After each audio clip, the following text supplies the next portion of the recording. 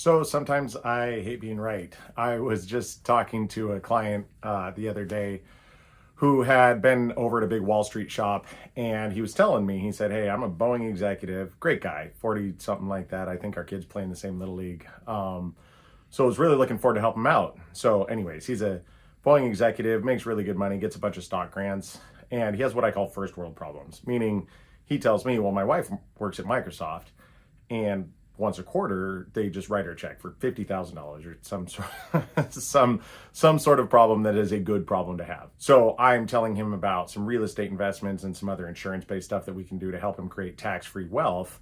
And I'm a big tax-free warrior. And he kind of stopped me and he said, well, wait a minute, why haven't I heard about all this? Why are you so into tax-free investments? Why are you really into creating like tax diversification and different types of asset classes and all this kind of stuff? And I said, well, because the biggest threat to your retirement, the biggest threat to your investments is probably not what everybody thinks it is. Everybody thinks that if inflation goes up and the Fed raises interest rates and the stock market tanks, I could lose a whole bunch of money. I told him, honestly, probably one of the biggest threats to all your investments is the government. Now, look, I'm not going to start handing out white Nikes and, creating a compound in the middle of the desert or anything like that, right? This is not political at all. But the fact of the matter is that the greatest threat to your wealth really is the government, because with the stroke of a pen, they can take away a whole bunch of your money. So it may take years for the stock market to decline 50%, and it might come right back, and you might be fine in the long run. But with the stroke of a pen, the government can change the tax code. That's the federal government and the state government. So I said, well, look, take for example, the Washington state legislature passed a capital gains tax. And he said, yeah, but no, it's going to get stopped in the Supreme Court, right? But for 150 years, Washington state's constitution has said capital gains are income, income is property, all property has to be taxed the same. And I said, I get it, man, I get it. And not to be too doom and gloom about it, but quite frankly, do you really think that the 5 or 7 people or whoever on the Supreme Court with the stroke of a pen can't just change that opinion? And he said, yeah, but that'll never happen. Well, I've never hated being right so much, because just recently the Washington State Supreme Court, I think it was 7-2, so there must be 9 people. They said, yep, capital gains are good to go. So here we go. So as of right now, the state of Washington now has a 7% capital gain on all capital gains over 250,000. So now I've even talked to people since that court ruling who say, yeah, but it doesn't apply to real estate and it's 250,000, so it's not going to affect me. And I said, I hate to break it to you, but in what world do we think that they can't just change those again with the stroke of a pen?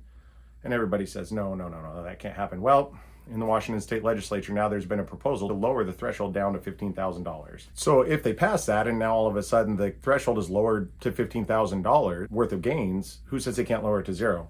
Just because real estate is currently excluded, who says they can't add in real estate? So now if you go out and buy an investment property, or you do some house hacking, or you do some other cool stuff to build wealth for you and your family that you want to sell later and rely on to retire and spend time with your family and be relaxed and go on vacations and do all that kind of fun stuff, well, with the stroke of a pen, they can include real estate transactions. So now if you go buy an investment property for $500,000 and it grows up in 10 years or 20 years to be $1.5 million, and you go ahead and sell that, now maybe they include that $1 million worth of gains in your taxation. Moreover, in the most recent Congress, just before it changed hands this last time, they made the proposal that they wanted to change all capital gains to ordinary income. So there's the federal government might be able to come in and say, you know what, that $1 million worth of capital gains tax exposure, let's just make that ordinary income. So you might sell a property in 20 years and have to report $1 million worth of income.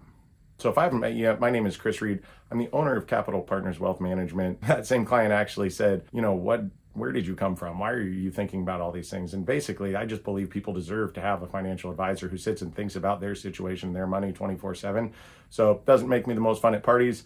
I'm always talking about taxes, but at the end of the day, I think it's really to my client's benefit that I use, what knowledge I have to try and help them out. So my general rule is the younger you are and the more money you make, the more at risk you are for this kind of thing. And just the more you have to get outside of the box and really create a bunch of tax-free assets, have asset class diversification, and a bunch of other things to help you get to where you want to go, to help you accomplish your goals, to help you raise the family you want, live the life you want, because you only get one turn. You work too hard for your money not to have it set up to the way that most benefits you.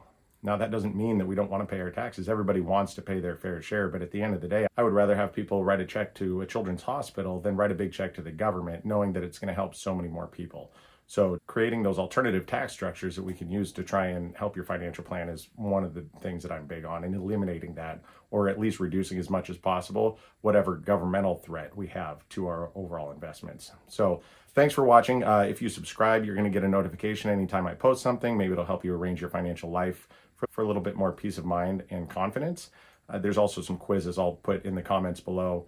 And if you want to take one of those, if I have the time, I can go ahead and give you an idea of where you're sitting on your way to retirement. And if you have any questions, go ahead and post them in the comments and I will try and answer them when I get a chance. Thanks so much.